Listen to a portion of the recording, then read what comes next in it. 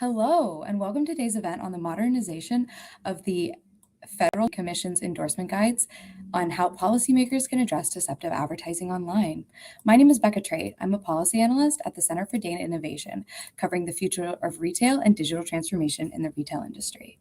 The Center for DataInnovation is a nonprofit, nonpartisan think tank focusing on the intersection of data, technology, and public policy. For today's event, we're going to be discussing the modernization of the FTC's endorsement guides. To give a little bit of background, the guides were first introduced in 1980s as a series of examples and guidelines designed to help businesses and endorsers meet the FTC's advertising requirements. The guides were last updated in 2009. At that time, Instagram had yet to launch. The most popular video on YouTube was a clip from a British singing show, and the Kardashians were airing the second season of their television. Obviously, digital advertising has changed significantly since then.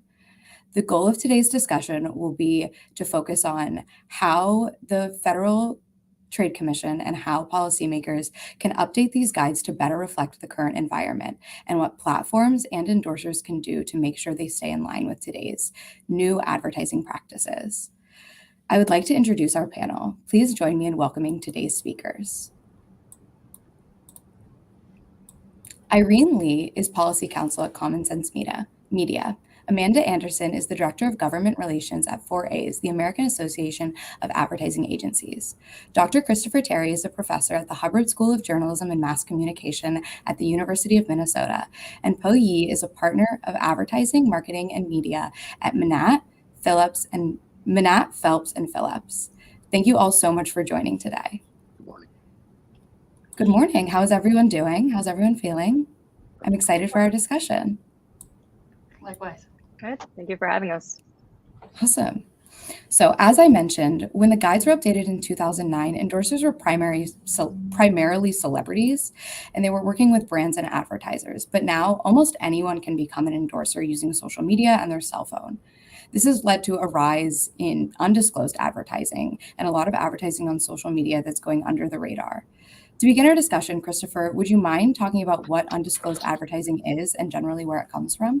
Sure. If a person has a material connection to a product or service, whether they're given that product for free or they're paid in some way to endorse it, that requires a disclosure. And in traditional media, that's been enforced for a long time.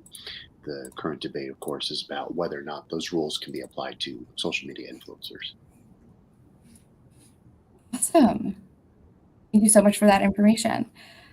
Could you explain a little bit about what material connections are and how those are going to be defined? And anyone who would like to jump in, I know there is a little bit of confusion, obviously, for what material connections are legally and then what we often consider to be material connections, especially if a paid contract doesn't exist.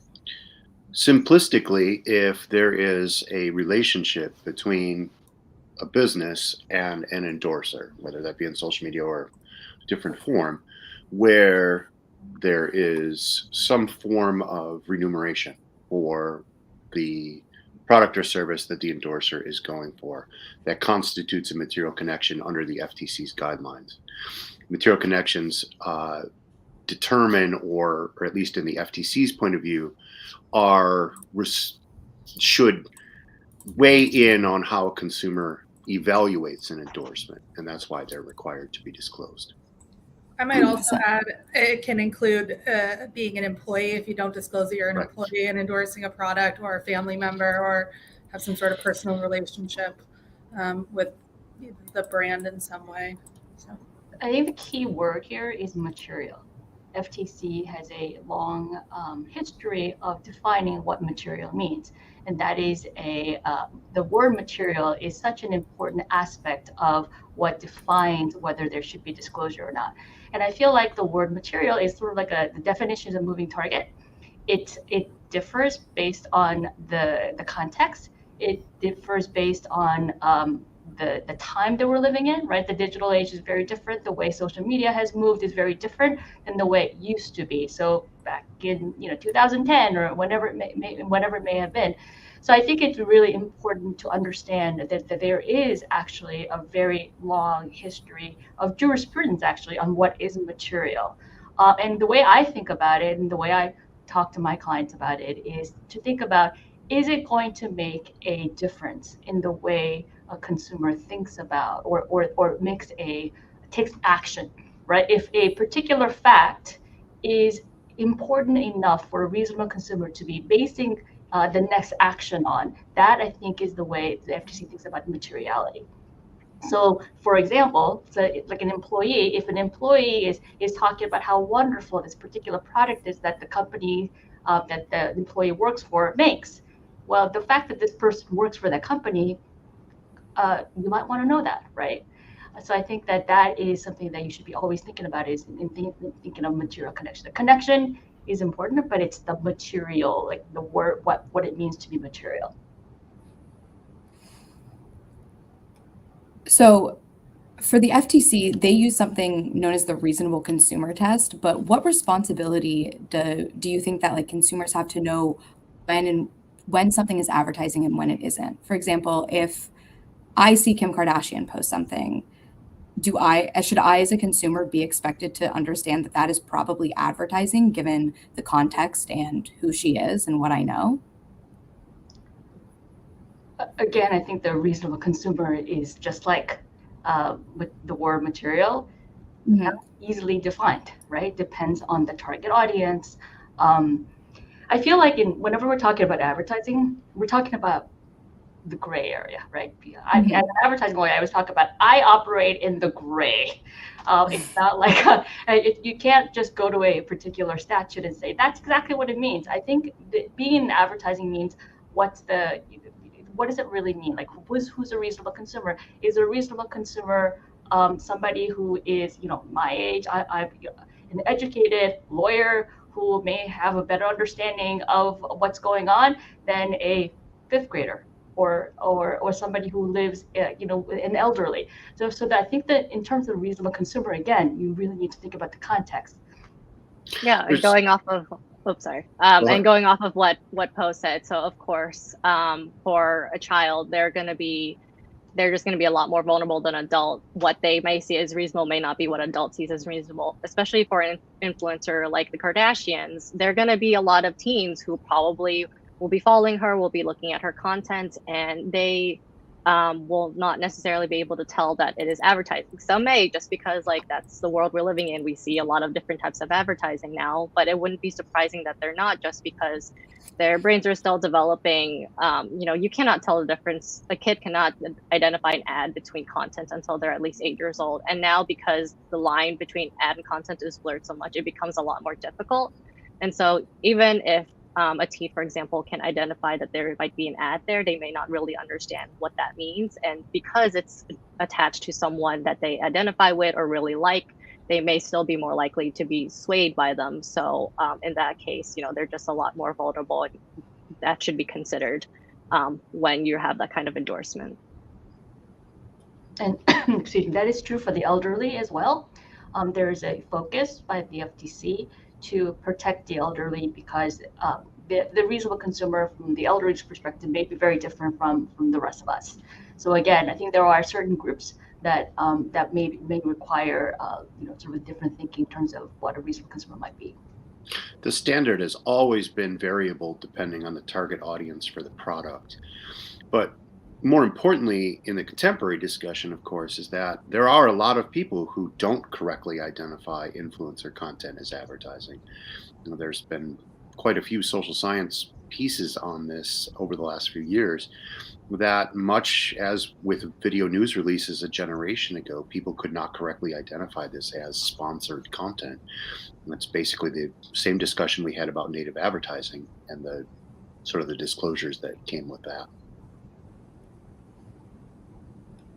I just also want to take a moment to welcome our audience to join the conversation by submitting questions using the link found in the YouTube description below or on our event webpage, especially now as we're going to launch into some specific questions about proposed changes to the guidelines. Irene, you had mentioned that the FTC and Poe as well, there are special considerations that need to be given to specific audiences. The FTC is considering putting that directly into the guides. They've proposed adding a new section 255.6, which would guide, endorsements and advertisements addressed to children may be of special concern because of the character of the audience.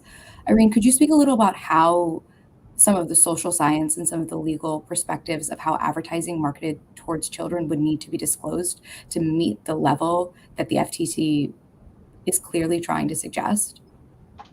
Yeah, I mean, first off, I think it's a great start that the FTC is acknowledging that children are vulnerable to advertising in ways that adults may not be. But at the same time, I think it would be a great help, especially because this is a guide meant to help businesses, if they elaborated on that, summarizing the research behind it so that they can understand why kids are of special concern, because that will ultimately help them figure out how they can engage in advertising towards those populations without harming them, for example.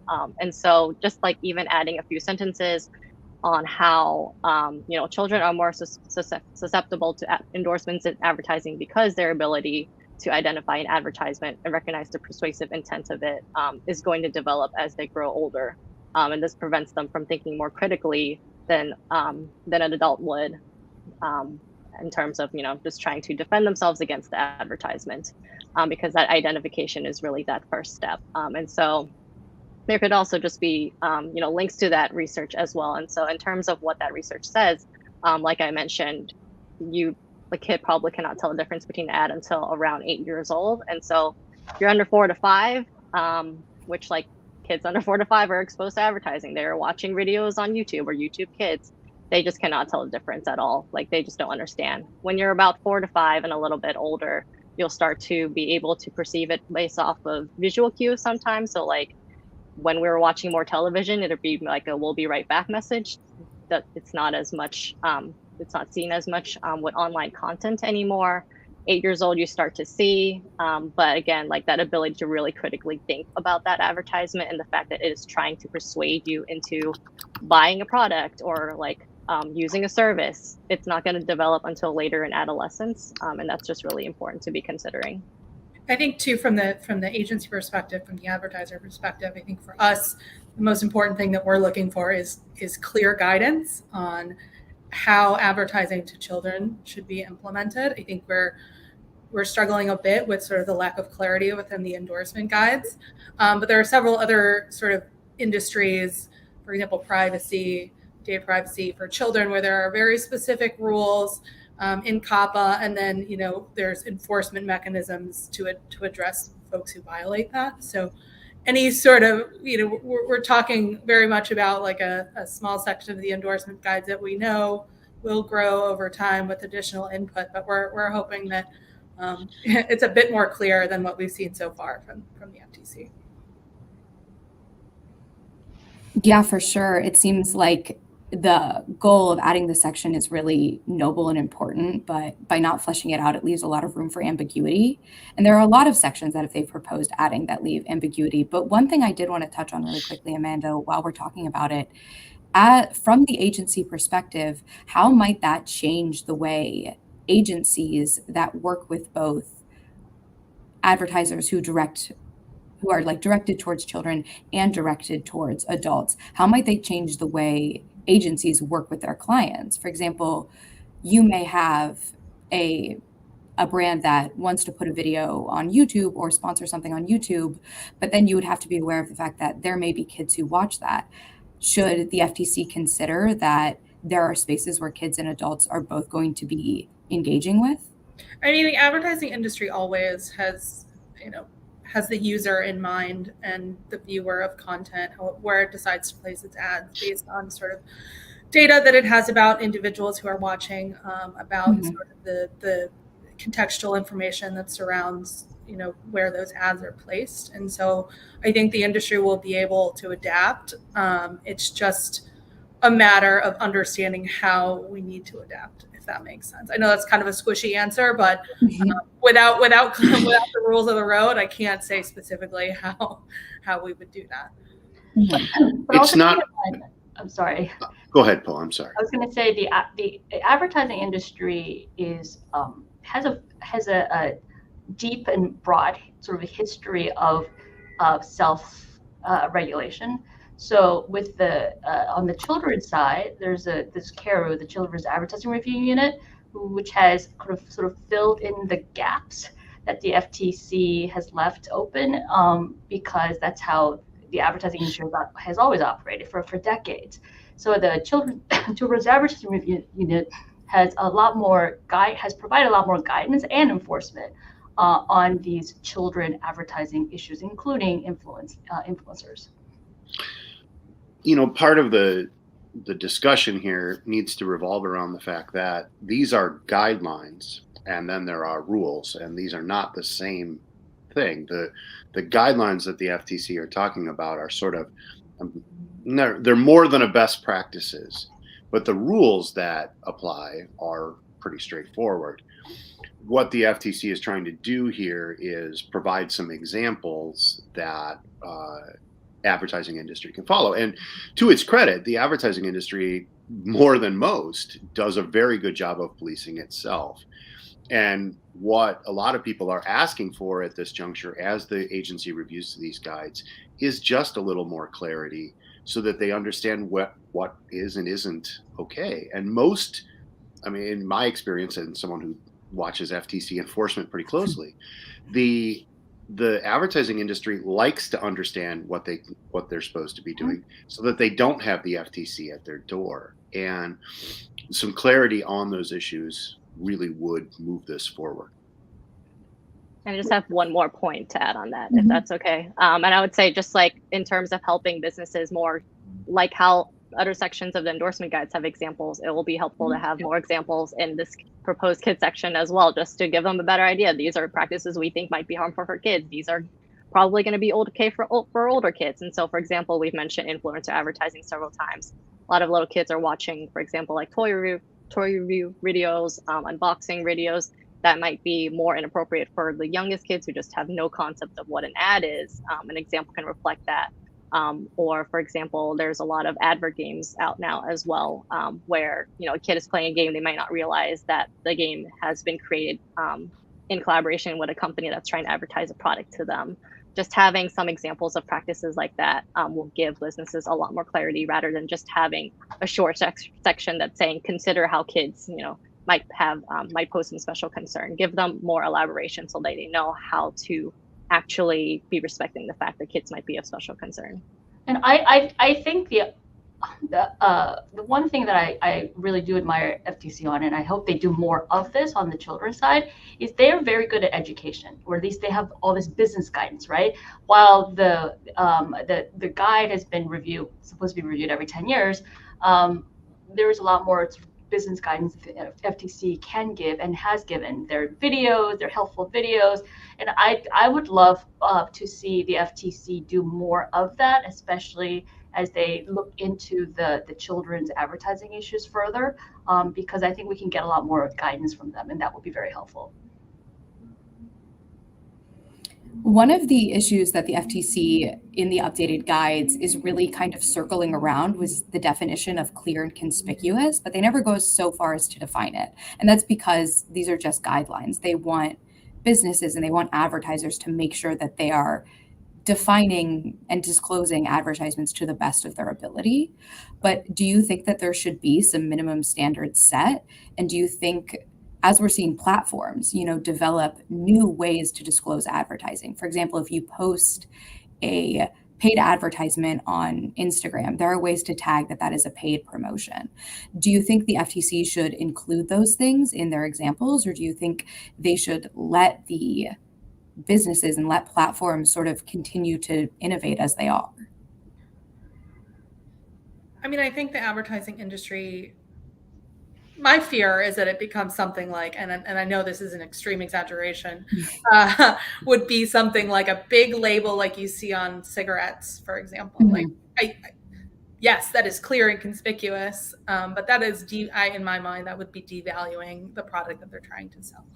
I think some of the tools that exist on Instagram, on Facebook, for example, I think have consistent placement at the top. I think that's extremely valuable across the platforms. Any sort of clear visibility where you're going to know over time that this is an ad, and sort of familiarizing people more and more with what that looks like.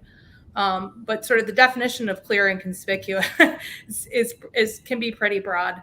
But I think repeated, in videos, for example, repeating disclosures is important, ensuring you're understanding what medium you're using and making sure those disclosures are appropriate for that medium is, again, extremely important, and something that we've seen the FTC come out with and mention over and over in their endorsement guides. But it's tough. Again, industry wants just a little bit more meat on the bone in terms of what that looks like. Go ahead, Paul. I'm sorry. Oh, there's always so much to talk about when it comes to clear and conspicuous, right? FTC doesn't come up with new words, right? It's based on words that they've used in the past. The word clear and conspicuous come up a lot in a lot of the things the FTC has done in the past, including the .com disclosures, right? So it's not like there isn't that definition. There is a definition, but the definition is fluid. It depends on the context. It depends on the media. So I think there are principles that the FTC has laid out, but not necessarily, if you do this, it's like the safe harbor. If you do this, you're fine. I think that's sort of the tactic that the FTC has taken. I'm not sure. I'm sort of on the fence about whether I like that or not like that. I think it may depend on the issue itself. But I mean, the two principles that I think we should talk about when it comes to clear and conspicuous is that it has to be unavoidable. It has to be something that's easily seen, unavoidable, and then that it has to be sort of, the target audience, again, like the reasonable consumer is really important in terms of whether they can see it and they can understand it. So understanding and then where, the unavoidability are the two sort of principles that the FTC has laid out. Right, and I think it's a tough baby to split in many ways, in that the FTC wants the sort of this flexible enforcement mechanism available to it. I mean, that's basically how it does business, but it also wants these disclosures, right? And that's what this is really all about, is that these ads are disclosed. When the FTC itself has offered some suggestions how to do that, the hashtag at the beginning of the post, right? Verbal disclosure in a YouTube video, for example. But what they have been reluctant to do is the kind of disclosures for things that other agencies mandate. The FDA, drug advertisement, a drug text has to be a certain height and has to be in a certain clarity in relationship to the actual name of the drug, right? Very specific font level guidelines. The FEC, right? Disclosure in who paid for an issue or non-candidate political advertising. It's very specific how long it has to be on the screen, who does the voice, right? Candidate ad, same thing, right? There's a different model for it, but it's basically the same thing. And at least to the FTC's credit, they've tried to let the advertising industry play around with this up to this point. And I don't think that that's a bad thing, but I do think that they have to get a little stronger on the side that there has to be a disclosure involved. And here are some options to include that, I think would be the best approach that the FTC could take. And they definitely did in their guides did say, you can't have like yellow font on a white background, right? Like and so there are, it sounds like you would think some common sense kind of, recommendations for how you would do this, but you're absolutely right that there was minimal kind of requirements other than the obvious. But I think that there actually are in the industry for the practitioners, there are certain sort of, I'm not going to call them truths, but just the best practices that we all follow. It's well established, and part of that is because of the FAQs, right? The FAQs that came out that the FTC issued before the latest updates were issued, or latest proposed updates were issued. Those FAQs were very helpful, and I think everybody sort of understands that for social media posts, it's the at least what you do, what you disclose, hashtag ad, or the fact that you want to make sure that the disclosure is above before you go to the more, right? I mean, there have been some FTC enforcement actions as well as the FAQs based on those guidance that we've all seen. Those are sort of the things that people typically put in their social media policies. So most, I think, advertisers now have a social media policy. The issue, though, is the enforcement, right? Is that how is that social media policy being enforced? So I think there are certain clear and conspicuous methods that the industry has been using as sort of as best practice. Before we jump into enforcement, because I think that's going to be a big topic for all of us, something I want to just kind of point out is the FTC also proposed changing the guides to indicate that tags on social media would constitute an endorsement. And I would just love to hear from the panel on whether you think that would be enough to confirm the endorsement, and whether or not you could consider tagging something a disclosure. There's been a lot of discussion about the idea of including just hashtag ad, and making it very standardized across. If something's an ad, put hashtag ad or something of that sort to really standardize the practice. And, I wonder if that's the direction the FTC is heading, but it brings up the question of, is that enough?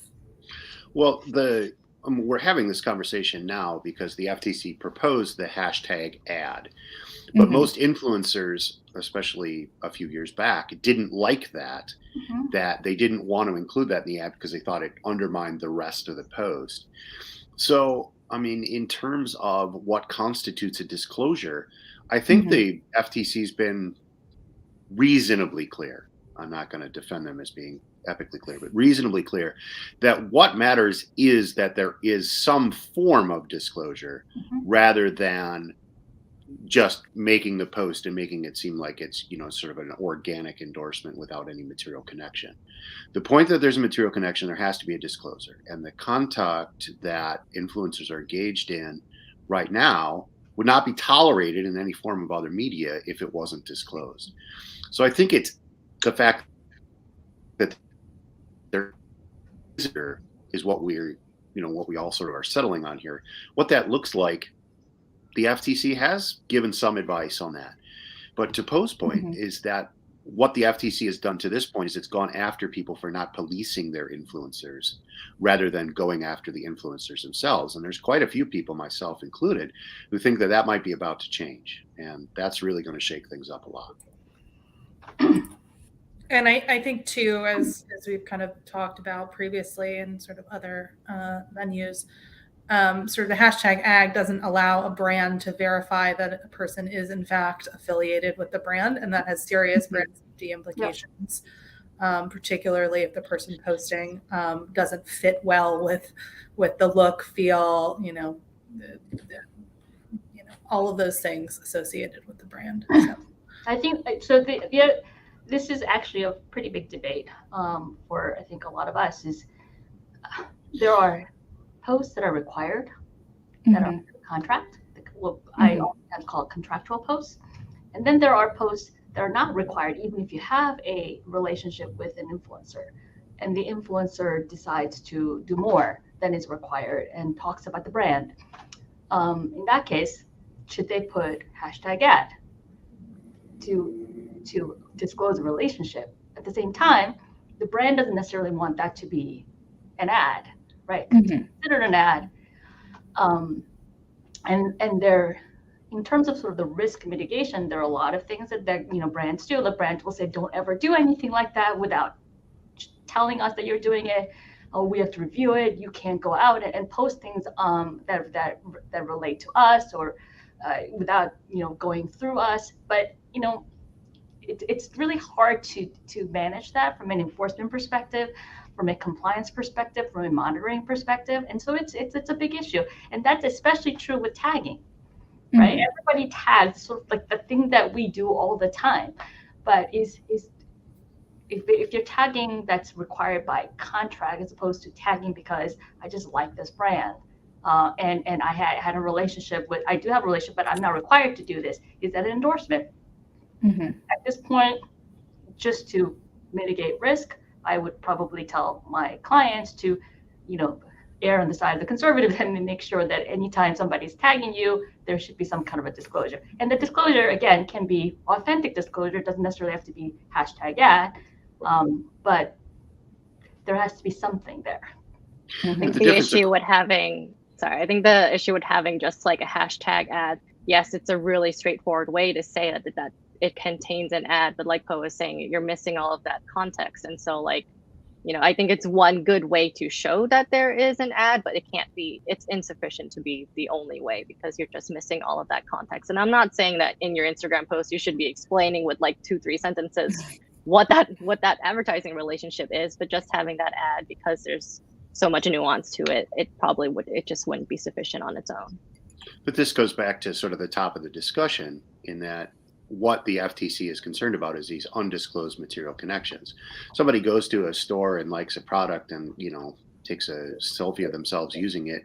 That's not an endorsement under the law, at least, right? What the FTC wants is to regulate the material connection endorsements. And that's, as tagging goes, there's not an easy answer to that.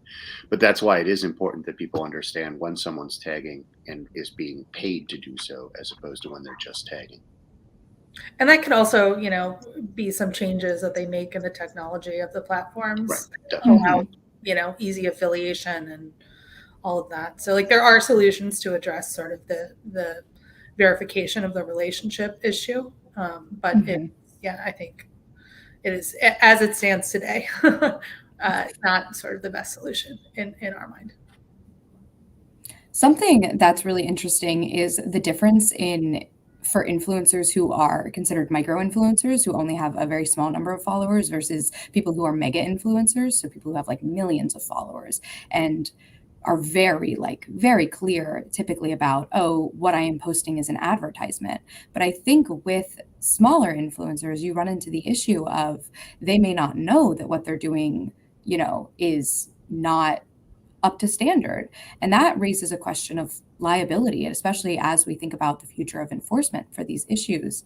Does it fall to the brand or the associated advertiser to make sure and to monitor to make sure that all legal requirements are being met, or does it fall to the individual influencer? And I think we're going to see enforcement change a little.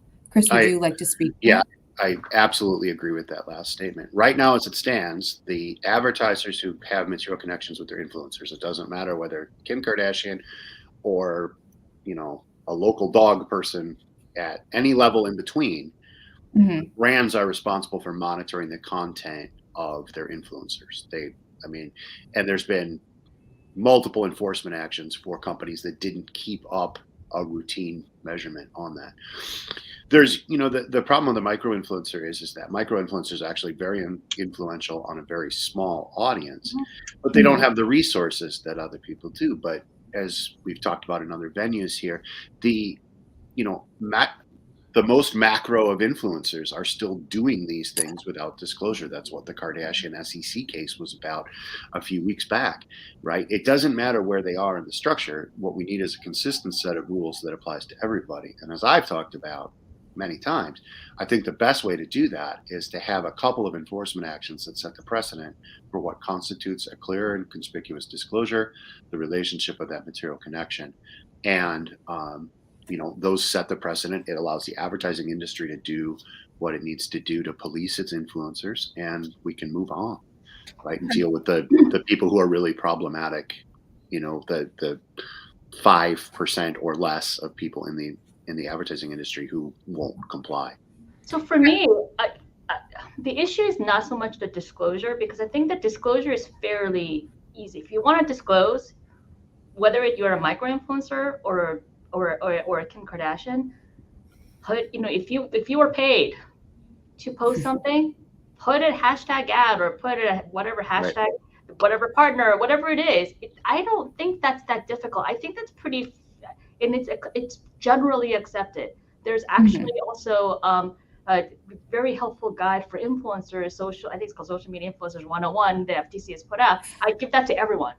Whether they're clients or not, when I speak at conferences, they just read that, right? It's very helpful. So the fact that you have to disclose something, whether it's like a hashtag ad or some other thing, is I don't see that to be a problem. I think how you disclose it could be a little bit problematic, because with various platforms, TikTok, Instagram, IG stories, like where they all go may be a little bit difficult to figure out the best way to disclose. But I think as long as you're trying to do that, I don't really see a huge problem with. Where I see a huge problem with micro influencers, especially, and as well as big time celebrities, is what you say. Like, you are not just, there are two aspects to the endorsement guide in the FTC. But one is the fact that it has to be, you should disclose a material connection. But the other is, you can't say things that are false or misleading, right? You can't talk about a product if you haven't used it. You can't talk about it as if you are truly a user. It has to be based on your personal experience. And that, I think, is an area that a lot of people trip up on, especially micro-influencers, because they don't know that requirement. They don't know that they haven't used, if they haven't used this dog walker, you can't talk about this dog walking service, right? It seems, for me as an advertising lawyer, it seems pretty common sense, but I think for a lot of lay people, it may not be so. And I think sort of a key role for agencies, and it's definitely a best practice that we recommend, and a lot of our members are following, is training and requiring a firm influencer agreement that lays out exactly what an influencer's obligations are under the law, and then beating that into them over time so that they understand what they can and cannot say, how often they have to make disclosures, when they have to make disclosures, how they make disclosures, and anytime there's any sort of change to how the campaign operates, what the requirements are of the influencer, you're updating your agreements, because at the end of the day, the advertiser and now the agency, per this updated endorsement guide, is on the hook for the liability if there's a lack of disclosure. And for that us, is not new, by the way. That is actually not new. I think the FTC just specifically said that in the endorsement guide. It's just all of the updates that the FTC has made. I don't think, other than the consumer reviews, which is a whole new section, I don't think anything they've said is necessarily new. Didn't really surprise any of us, right? They have gone after agencies in the past. It's not like they haven't. It's just that they just put that down in the guide itself. Yeah, they said it certainly clear. I think the other thing that Amanda, building on what Amanda was just saying, is that brands have to understand that signing that contract and beating the brains of their influencers isn't enough, that they are responsible to monitor their influencers to make sure that they're in compliance with those things. And a couple of the enforcement cases have been about that issue, is that the brand went to the influencer and said, these are things that you have to do, and then they sort of washed their hands without going through a regular system of compliance. And that, like as Poe suggests, that's not a new thing. Forever, the endorsement guidelines have included a provision that you have to periodically check with your endorsers to make sure that they are still actual bona fide users of your product or service, and that they still actually feel like they did about the product when they made the endorsement, when you gave them the bag of money. And, they're not reinventing the wheel. And I think that's a really important part of this discussion, is all they're doing is making the wheel a little bigger, right? The wheel is still the wheel.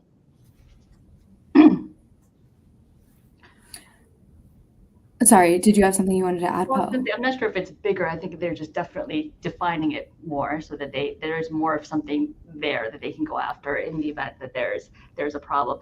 I think it's really, all of this discussion is very, very important. And the three things that we all talked about that's really important is you should have a social media policy, and that lays out and all of these things, and you should educate, provide specific guidance to your influencers on what to do. But I think we should talk about what it means to enforce, monitor and enforce. So you have to first monitor, and then you have to enforce, right? What is the monitoring compliance program you have put in place? And if you are the advertiser and you are actually asking the agency to do that, are you making sure that the agency is doing its job? Or if the agency is working with a media company to do that, is the media company doing its job, right? And who is responsible in that chain if something goes wrong? The FTC will probably tell you right away, everyone in that chain is responsible, from the influencers to the media company to the agency to the advertiser. I think what the FTC has done, and I know that Christopher, we've talked about this, what the FTC has done is gone after specifically with penalties against the advertiser and sometimes the agency and the media company, but not necessarily the influencer. They've sort of left the influencer out. What they've done in the case that I'm sure, Christopher, you were referring to, the Tiami case, is that what they did with the influencer, they sent a letter. It's like a warning letter, as opposed to hitting them with a fine or a consent order. So far, the FTC has not really gone after the individual influencer unless the influencer is tied to the company through ownership or some executive, some employee employment relationship. Yeah, the only case that the FTC's brought an actual action against the influencer was GSL Lotto, and the influencers in that case were actually the owners of the company. But that is the only case where an influencer themselves has been held directly responsible for their content. Brands have been held responsible for the content of the influencers that they employ, but not the influencers themselves. Something interesting as we're talking about enforcement to consider is the FTC. As you mentioned earlier, Christopher, there's a difference. The guides are just guides. They're just there to help businesses, but the FTC is considering rulemaking right now. And so right now they're considering rulemaking specifically about fake reviews online and what to do about fake reviews. And they're in that comment period currently. And then the endorsement guides, as Poe mentioned, are going to mention fake reviews for the first time. This is a completely new section that hasn't been included. Do you think that there's a position that platforms should be held accountable in the fake review period? Would they have to be monitoring and confirming that that reviewers are actually who they say they are, that they're bona fide users of products, or would that fall to the brands that are, owning that have the fake review posted?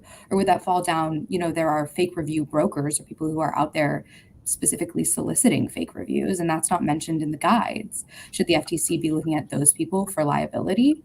And how should that kind of move forward?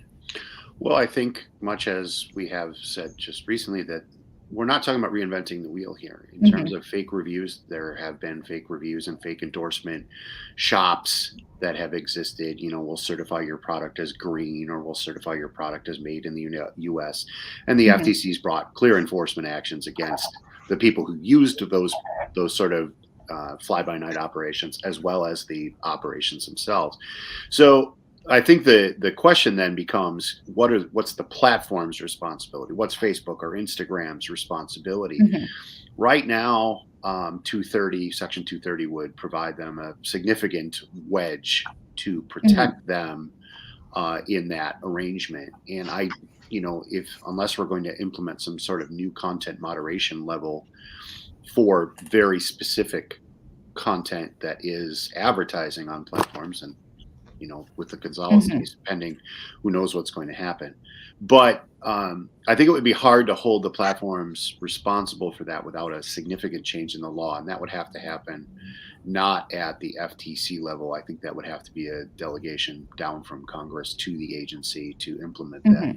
In terms of dealing with fake reviews, it's very much the same issue as it is with influencers, in that the FTC hasn't really brought a lot of significant enforcement actions to set precedent in that area, at least for the internet so far. But I think that it's become enough of a problem that they recognize that, it's another issue that's on the table that they're going to have to do something about. The rulemaking process for this is going to take a while. It's not going to be a quick process or a quick decision or a quick rule by any stretch of the imagination. But go ahead.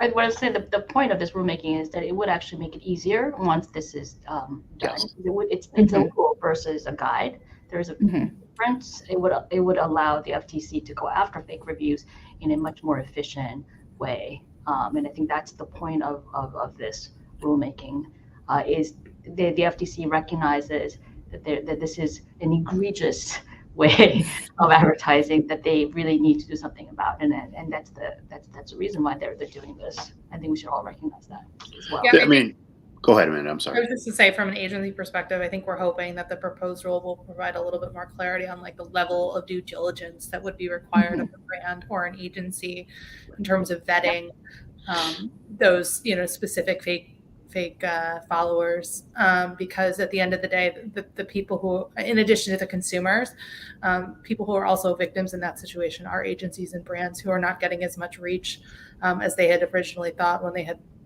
signed an agreement with an influencer. So, we're just trying to figure out whether like a signed contractual agreement between an influencer and an agency that sort of certifies compliance against this practice would absolve an agency or a brand of liability. Right. I think right now, the only thing we know about, and correct me if I'm wrong, the rest of you, is if you know that it's, or should have known that it's fake, then you're doing it. But if you had no way of knowing, then you don't have liability, right? But I think for the good of the entire industry, we would like to all have more clarity on that as well. I think that expanding the sections on expert endorsements in 255 is the way to go about this, and that, of course, is what the rulemaking is about. Awesome. All right. I think we have maybe time for one more question before we launch into audience questions, if that works for everyone on the panel. The last question I think I want to ask is sort of to wrap up our discussion on enforcement. I would love to hear from Chris, but I would love to hear from all of you on how you think enforcement should become more prevalent. You've mentioned that you think a legal case could be the really defining marker, but we have seen other federal agencies go after influencers. For example, the SEC just brought a case against Kim Kardashian. Do you think it has to specifically be an FTC case, or do you think legal action from other agencies would be enough for deterrence? No, I think if you really want to police this, if that's the end goal, that the FTC, and I've advocated for this for a couple of years now, the FTC is going to have to make some examples out of a couple of people. It doesn't have to clean up the whole shop. What it needs to do is grab a couple of people at each level of influencing and basically say, no, like, this is not okay. It has not been okay for a long time. This would not be tolerated in any other venue, and it's not going to be tolerated anymore. And better than 95% of the advertising industry will sit up and pay attention and immediately police themselves, and most of the problem will be taken care of.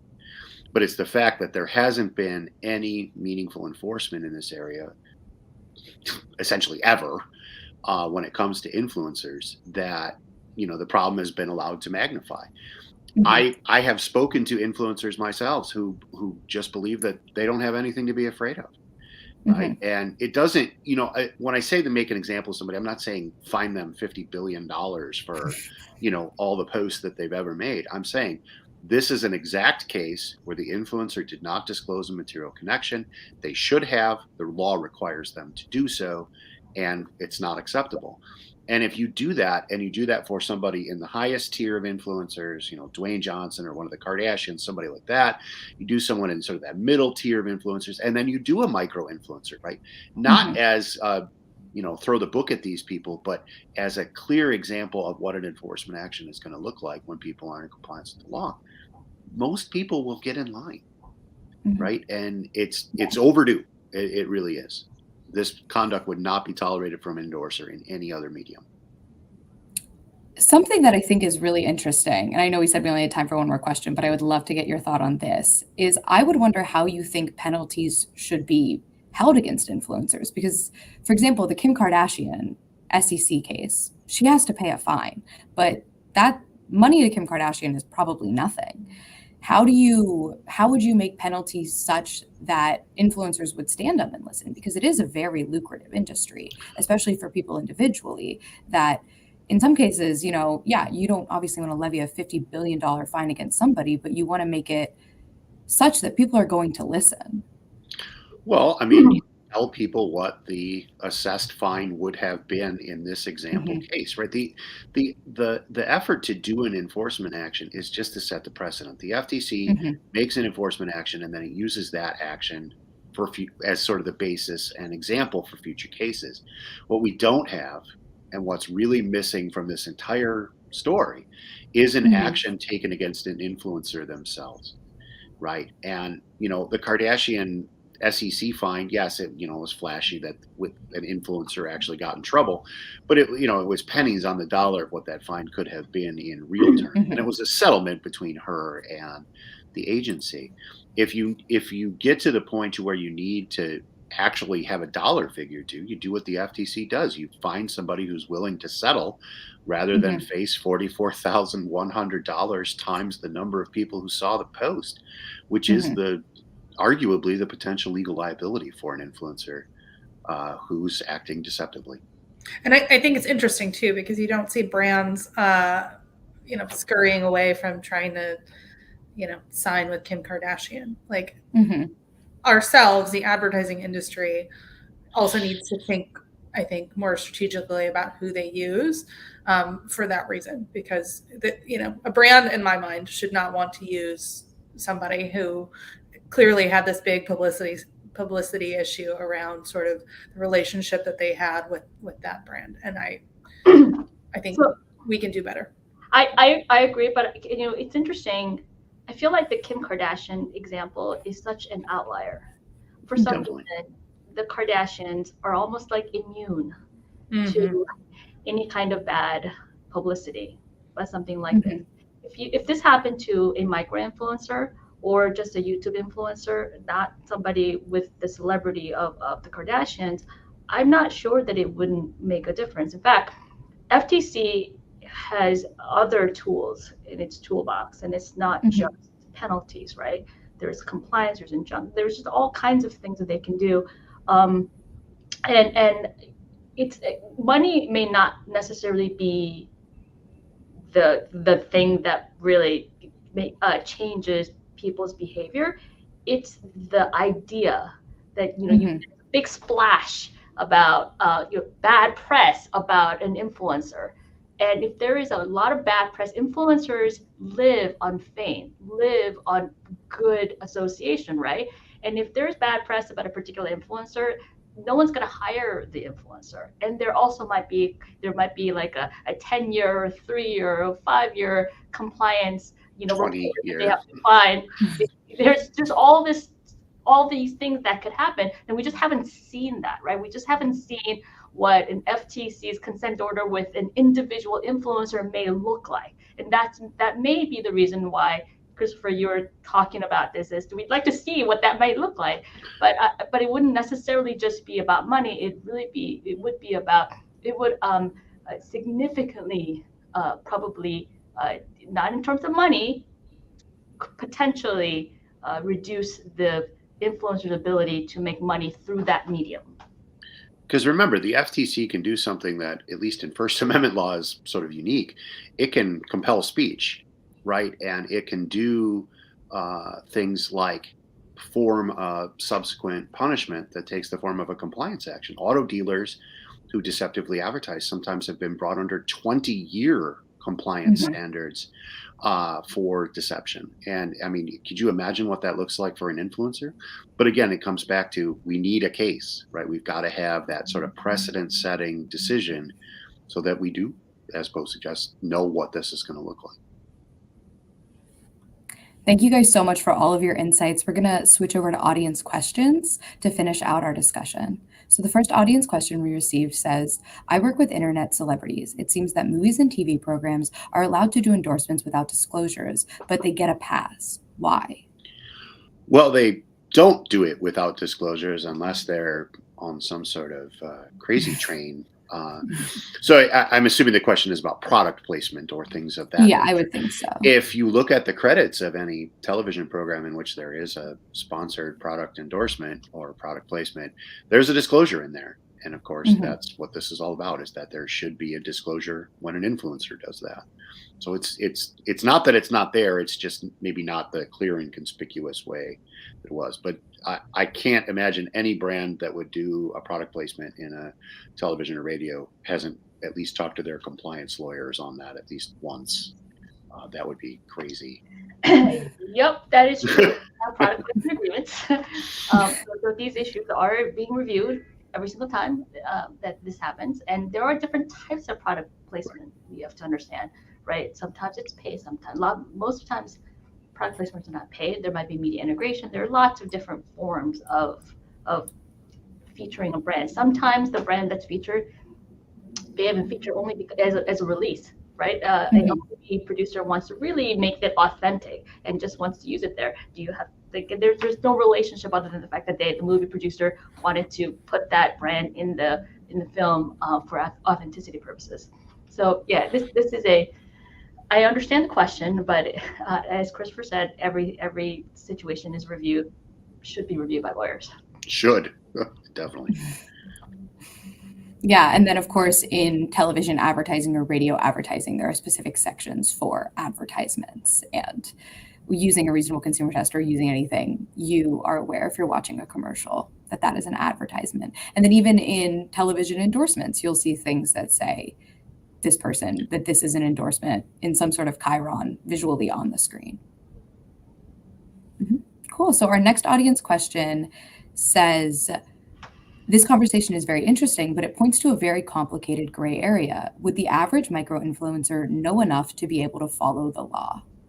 Amanda, could you answer that from sort of an agency perspective as somebody who's representing the advertising industry and agents? Yeah, of course. I think there is always education to be had. I think every single influencer an agency or brand contracts with should have education. It should be a mandatory requirement. I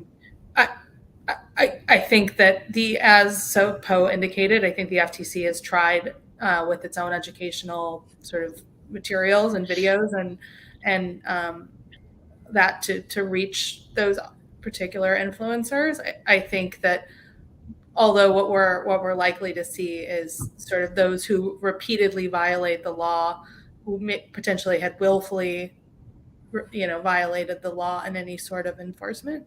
Correct me if I'm wrong, guys, but that's kind of my interpretation. And so I think there's a growing movement and understanding among agencies that there is definitely a learning curve when hiring, particularly micro influencers.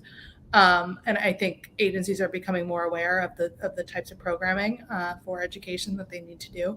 And I think in contracts, for example, with an agency, there are things like takedown requirements or pre-approval requirements. And I think hopefully that helps mitigate some of that sort of lack of understanding among influencers in this area. I think the other thing is for micro-influencers, ask the question to whoever is hiring you.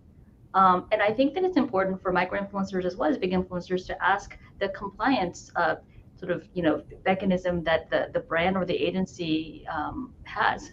Because if the micro-influencer is wants to do the right thing and the agency and the brand is saying, no, you don't have to do anything, that should be a big red flag for the micro-influencer. And I think you should really think of this as this is not rocket science. You don't have to have a legal degree to know how to disclose. You don't have to have a legal degree to know that you shouldn't be talking about promoting a product you haven't used. This is pretty common sense if you think about it, right? So I think that's how everybody should be thinking about this. This is all common sense type of issues. Just think of it very simply. You use it. If you're promoting it, you have to have used it. And don't talk about something that is false. And if you are paid to write a post, or if you got something for free, just say that you did. You might want to be more authentic and want to get creative about it, but I think at the end of the day, that's what this is all about. Awesome. I think that is probably all that we have time for today, but I just wanted we're coming up to the end of our event. We're coming up on noon here shortly. So I just wanted to really take a moment to thank everyone for coming and thank you all for giving your expertise. This was an incredible discussion. Does anyone have any closing point they would like to give before we round out? All right. In that case, we will continue the conversation. If anyone in the audience is interested in continuing the conversation and learning more about this topic, feel free. You can reach out to the Center for Data Innovation via our website. Also, you can follow us on Twitter at DataInnovation or on Mastodon at DataInnovation as well. You can also find more of our information at the centerfordatainnovation.org, and you can read some of the work that we've done in this area. We'll be continuing the conversation on enforcement and the role of consumer reviews and deceptive advertising and consumer reviews in January, we'll be launching another event with a different panel of speakers focused on how the FTC and other agencies can change and prevent deception in consumer reviews. And again, thank you so much for joining us today.